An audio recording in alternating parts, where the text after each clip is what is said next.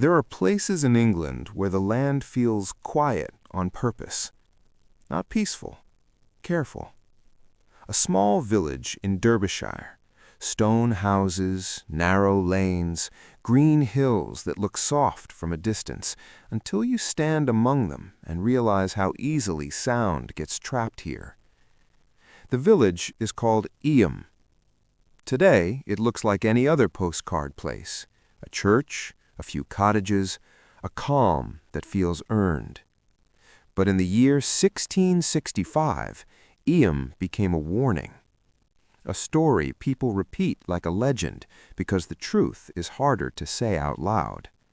Because Eyam did something that most humans cannot do. It chose to stay. Not because it had to, not because soldiers forced the gates closed. It locked itself away on purpose. And it held that decision with both hands, even as death walked door to door. In 1665, England was already frightened. London was sick. The Great Plague was spreading through the city. People didn't say bacteria. They didn't say flee. They said curse, bad air, God's anger. They watched neighbors collapse. They smelled it before they saw it. So they ran. They ran from London into the countryside, carrying bundles, bedding, clothes, anything they could salvage. And in those bundles, hidden deep in seams and cloth, something else traveled with them. Something small, something patient. It didn't need a horse, it didn't need a road. It only needed a warm body and time. Eyam was not looking at London like a threat. Eyam was busy living. A village of miners and farmers, a place where people worked with their hands until their knuckles split. They knew hardship, but they did not know what was coming. And then a parcel arrived, a bundle of cloth sent from London to a local tailor. It seemed harmless, just fabric, just thread, just work. But when the cloth was opened, it was damp. And that dampness mattered, because damp cloth can hide life. Fleas, invisible to the people holding the fabric, and inside those fleas, the plague. The first death came quickly. A man, a worker, someone ordinary enough that history might have forgotten him if he hadn't been first. Then another, then another. In the beginning, people always tried to explain it as anything else. A fever, a bad stomach, a chill, a punishment for drinking too much, a punishment for being too proud. But the pattern doesn't care what you call it. Death spreads anyway. The village starts to whisper. Not loudly, quietly, because if you say it out loud, if you name the thing, then it becomes real. Plague, a word like a door slamming. The church bells toll more often now, and each bell sounds less like mourning and more like counting. The villagers look for leadership. They find it in two men. One is the village rector, William Mompesson, a man of the established church. The other is a former Puritan minister, Thomas Stanley, a man with his own history, his own exile. Different beliefs, different loyalties, but in Eyam, those differences begin to blur because the enemy is not political. It is biological. It is hungry. The sick are kept inside. The dead begin to fill homes faster than graves. And then the terrifying thought arrives. What if we leave? What if we run like everyone else? What if we carry this with us into every other village? What if we become the spark that burns the whole countryside? It is one thing to fear for your own life. It is another thing to realize you might be the danger. Eyam sits among neighbors. Stony Middleton, Sheffield not far beyond, paths and roads that connect families, markets, and Sunday routines. So the question becomes unavoidable. Do we save ourselves, or do we save everyone else? Picture the moment that question lands. In a small stone church or a cottage kitchen, fire low, children watching adult faces. A village realizing it might have to become a prison to become a shield. And then the choice. Eyam decides to isolate, not for a day, not for a week, until it's over. No one in, no one out. A line drawn around the village, not on a map, in human will. That decision sounds noble when you say it fast, but slow down. What does it mean, really? It means your sister can't come help you. Your mother can't flee with your children. It means if your husband gets sick, you can't carry him to a safer place. It means you will hear the coughing through the wall at night, and you will stay. It means you will watch the healthy turn to fever, turn to delirium, turn to silence, and you will still stay. Because if you don't, someone else dies. The village tries to create rules that can hold back a nightmare. They move church services outdoors, where air can move and bodies can spread out. They avoid gatherings. They limit contact. They make trade possible without touch. At the edge of Eyam, a boundary becomes sacred, a stone, a meeting point. Food and medicine can be left there by neighboring villages if Eyam leaves money in return. Sometimes the coins are soaked in vinegar because people believe vinegar might cleanse them. It isn't science, but it is desperation trying to look like control. And day after day, it continues. A village feeding itself through distance. A village surviving by refusing comfort. And still, the plague does not stop because you are brave. It does not stop because you are good. It enters homes anyway. It climbs into beds. It sits on chests. It turns lungs into drowning. It leaves swellings, buboes in the groin, the armpit, the neck. Painful knots like the body is trying to tie a rope around the infection and failing. Fever dreams come. People speak to those who aren't there. Some scream, some go quiet. And the healthy begin to do something that feels unnatural. They bury their own dead. Not the church, not the community in a single procession. Families, alone. A husband digging for a wife, a mother for a child. You can imagine the soil. Not deep, because time is short and strength is gone. Just enough to cover the face. And in the middle of all of this, there is still life. There is still bread to bake, animals to feed, water to haul. Because even during catastrophe, morning keeps arriving. And that might be the cruelest thing. The world doesn't pause for grief. It just keeps turning while you break inside it. As the months pass, Eyam's quarantine becomes a story spreading beyond the hills. Some people call it heroic. Some people call it foolish. And some quietly admit they are relieved. Relieved that Eyam is staying put. Because fear makes you grateful for someone else's sacrifice. But inside Eyam, the sacrifice has a face. It has names. And those names are disappearing.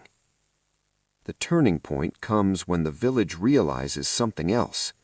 This won't be quick. This won't be a short storm. This is a season. A long, slow season of death. And if the village is going to keep its promise, it will have to keep it while starving, while grieving, while losing hope. The question becomes darker now. How long can you hold a line when the enemy is already within the walls? And the walls are your own decision. Eyam has locked itself away. Now it must live with what that really means. And the plague is only getting started. At first, death feels like an intruder, a stranger in the village. But after enough funerals, it becomes part of the routine. That is what horror does. It settles in. People wake up and listen, not for birds, not for wind, for coughing, for the sound of a neighbor's door opening at an unusual hour, for footsteps that move too slowly, because you can hear sickness. You can hear it in breath. And when it starts, You begin counting time in symptoms: a headache, a chill, a fever, then the swelling, then the waiting. Not hope, waiting, because by now the village knows. Many won't survive. The plague doesn't just kill individuals, it breaks households. Entire families vanish. A father first, then the mother, exhausted from care, then the children, one by one. And the survivors are forced to keep going, not because they are strong, but because there is no other option. Imagine the loneliness of that. A street where lights used to glow in windows at night, now dark. A lane where laughter used to spill from doorways, now silent. And still, outside Eyam, the rest of England moves on. Markets open, travel continues, news spreads, then fades. But in Eyam, the village becomes its own world, a closed circle. And inside that circle, every small event becomes enormous: a birth, a death, a rumor. There are stories from Eyam that still cut through time. One of them is a mother, Elizabeth Hancock. In a span of days, she loses her husband and then her children, one after another. And she buries them herself. No crowd, no comfort, just hands and soil. Try to picture the last burial, the moment she stands, filthy with earth, and looks at the ground, and realizes there is no one left in her home. How do you breathe after that? How do you keep the promise of quarantine after that? The village's faith is tested in every direction. Some turn toward prayer like a lifeline. Some turn away, angry, betrayed. Some believe the plague is a judgment. Some believe it is simply nature. But whatever you believe, the bodies still fall. This is where Eyam becomes more than a story of sickness. It becomes a story of choice. Because at any moment, someone could run. At any moment, someone could break the line. And maybe some tried. In a crisis like this, not every action is recorded. Not every secret survives. But what matters is this: the quarantine holds. Eyam stays. And that means every death inside Eyam is also a death that did not happen elsewhere. That is the haunting math of it. The village trades through the boundary stone. Supplies appear like mercy: a loaf of bread, a sack of grain, a bottle of medicine that barely helps. Neighbors leave it and back away, like feeding a wild animal, like caring for a fire while trying not to be burned. And Eyam pays and takes and retreats again. Distance becomes the new language. Even love must learn it. There is a famous story in Eyam about two people separated by the quarantine: Emmett Seidel and Roland Torre. They can't touch. They can't embrace. They can only meet at the boundary and look. A relationship reduced to distance and hope, because hope is still alive in Eyam even then.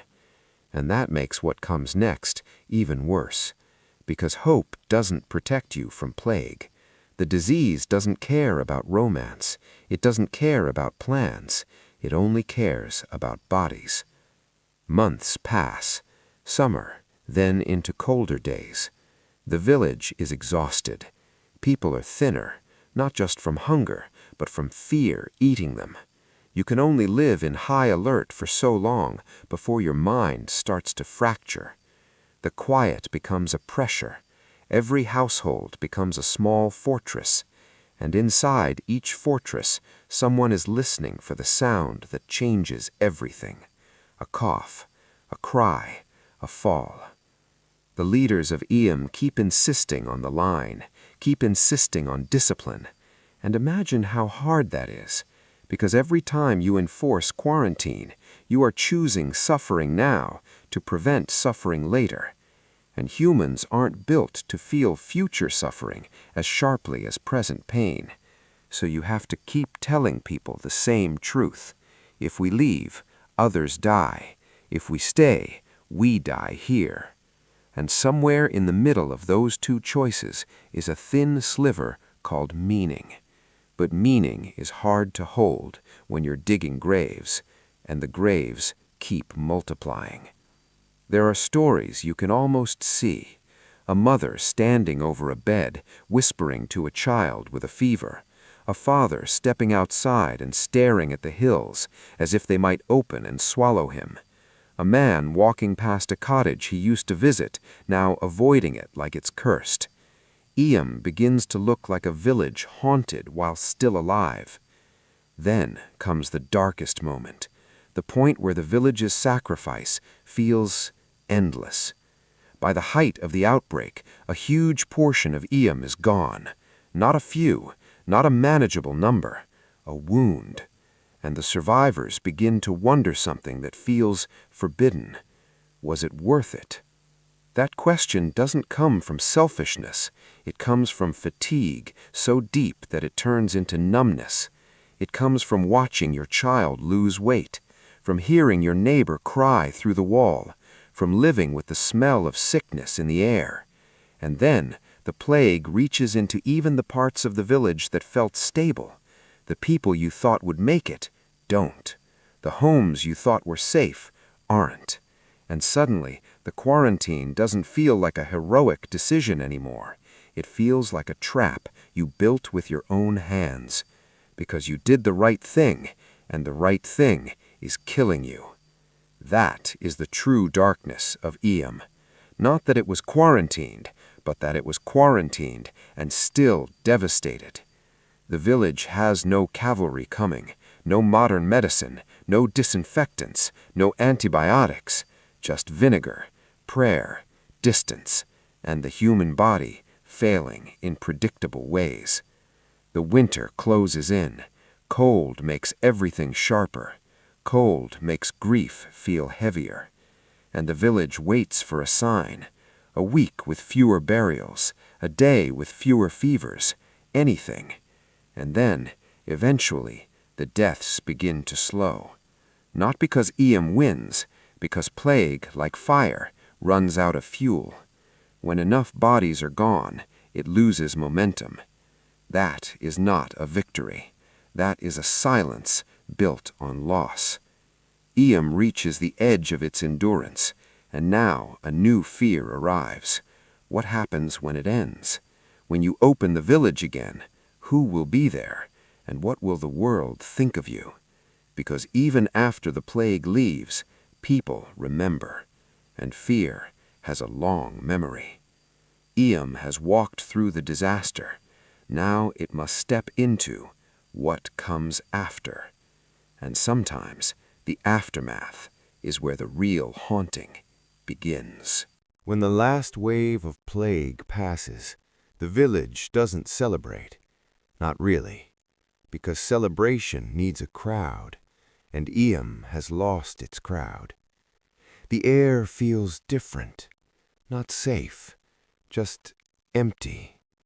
The church bells ring again, but the sound lands in spaces where voices used to be. Doors open that stayed closed for months.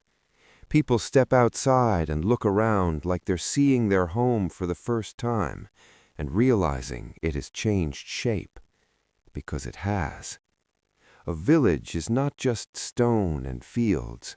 A village is people, and Eyam has been cut down.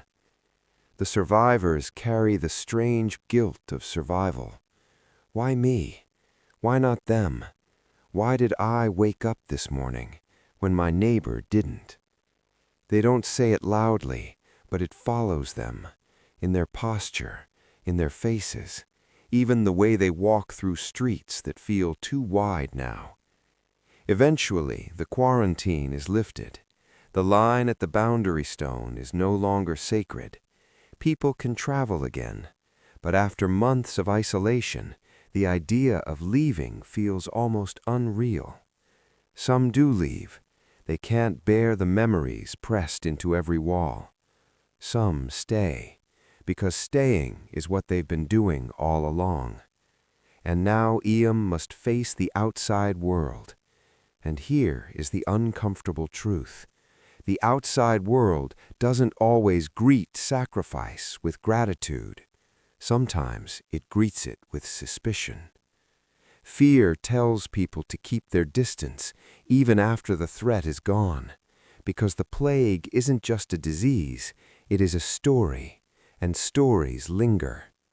For generations, Eyam becomes the plague village, a label that sticks like a stain.